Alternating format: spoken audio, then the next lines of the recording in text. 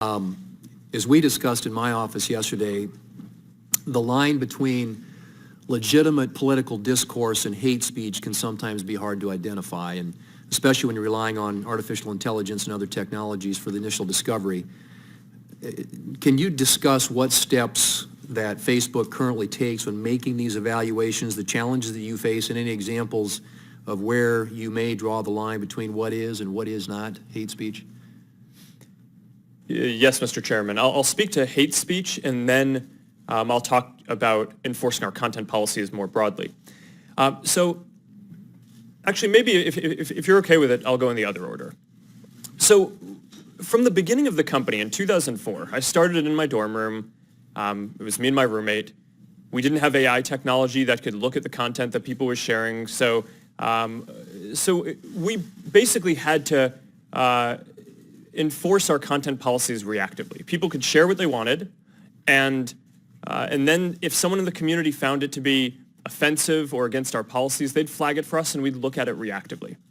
Now, increasingly, we are developing AI tools that can identify certain classes of bad activity proactively and flag it for our team at Facebook.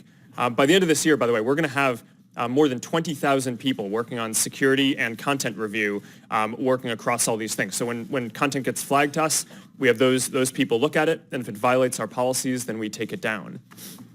Some problems lend themselves more easily to AI solutions than others. So hate speech is one of the hardest, because determining if something is hate speech is very linguistically nuanced, right? You need to understand what is a slur and whether something is hateful, not just in English, but the majority of people on Facebook use it in languages that are different across the world. Contrast that, for example, with an area like finding terrorist propaganda, which we've actually been very successful at deploying AI tools on already. Today, as we sit here, 99% of the ISIS and Al-Qaeda content that we take down on Facebook, our AI systems flag before any human sees it. So that's a success in terms of rolling out AI tools that can proactively police and enforce safety across the community. Hate speech, I am optimistic that over a 5 to 10 year period, we will have AI tools that can get into some of the nuances, the linguistic nuances of different types of content to be more accurate in flagging things for our systems. But today, we're just not there on that. So a lot of this is still reactive. People flag it to us. We have people look at it. We have policies to try to make it as not subjective as possible. But until we get it more automated, there's a higher error rate than I'm happy with. Previously, or early in the past, we've been told that platforms like Facebook, Twitter, Instagram, and the like are neutral platforms, and the people who own and run those for profit, and I'm not criticizing doing something for profit in this country, but they bore no responsibility for the content. You agree now that Facebook and other social media platforms are not neutral platforms, but bear some responsibility for the content? I agree that we're responsible for the content. And I think that there's one of the big societal questions that I think we're going to need to answer is the current framework that we have is based on this reactive model that assumed that there weren't AI tools that could proactively tell whether something was terrorist content or something bad. So it naturally relied on requiring people to flag for a company and then the company needing to take reasonable action. In the future, we're going to have tools that are going to be able to identify more types of bad content. And I think that there are moral and legal obligation questions that I think we'll have to wrestle with as a society about when we want to require companies to take action proactively on certain of those things and when that gets in the way of... I appreciate that. I have 2 minutes left. All right. We asked another Silicon Valley titan, that's Tesla CEO Elon Musk, about the Facebook controversy during an interview yesterday in California. Do you think now is the time for regulations in Silicon Valley? I think whenever there's something that affects the public good, then there does need to be some form of public oversight. I do think that there should be regulations on AI. I think there should be regulations on social media to the degree that it negatively affects the public good. you can't have like willy-nilly proliferation of fake news. That's crazy. You can have more clicks on fake news than real news. That's allowing public deception to go unchecked. That's crazy. Elon Musk says Tesla takes steps to keep its customer data private. Tomorrow on CBS This Morning, he'll talk to us about how he's tackling recent production problems that have plagued the electric car maker, and he will give us a first ever look inside the assembly line for the Model 3. That's Tesla's first mass market vehicle. He's very smart, very serious. He's under the gun as well, and he has a lot of work to do, and he's ready to do that, and is doing it. He's ready for regulations, but it sounds more like what they used to say about taxes. Don't tax me, tax the other guy behind the tree. Does he want regulations on the data he uses? Probably not. Probably not, but he surprised me. I was expecting him to say, no, I don't want any regulations on in Silicon Valley, but no, he's very thoughtful in his answer and how he thinks. I can't wait to see. And can I just say kudos to you for flying back in the middle of the night on the red eye? Yes. Oh my gosh. We landed at JFK at 5:05. Very impressive. Very impressive. It is amazing. You said that artificial intelligence is the fundamental existential risk facing civilization. Did I get that close enough?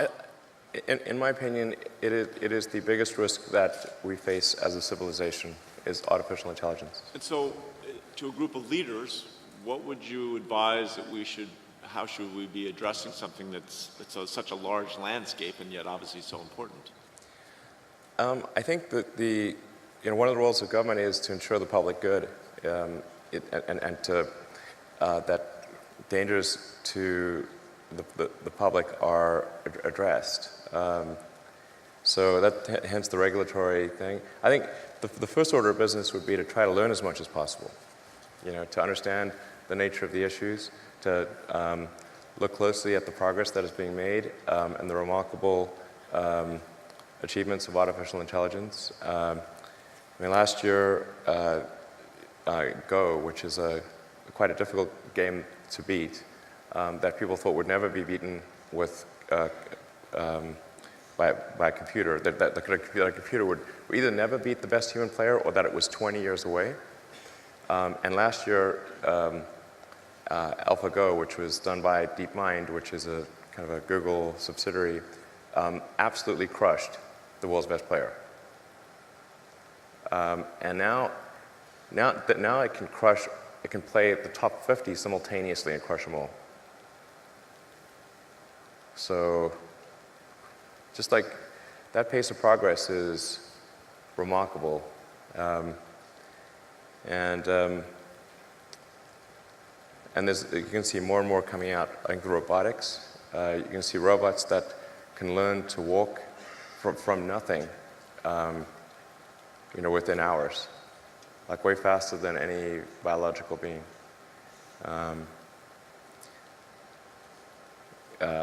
But the thing that's most dangerous is, and it's the hardest to kind of wrap, kind of get your arms around because it's not a physical thing, is kind of a deep intelligence in the network. You say, well, what harm could a deep intelligence in the network do? So, well, it could start a war by doing fake news and spoofing email accounts and fake press releases, and just by manipulating information. The pen is mightier than the sword. As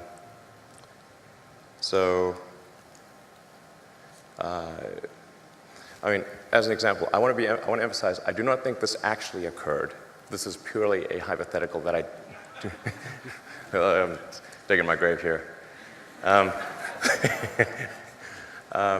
But there was that second Malaysian airliner that was shot down on the Ukrainian-Russian border, and that really amplified tensions between Russia and the EU in a massive way.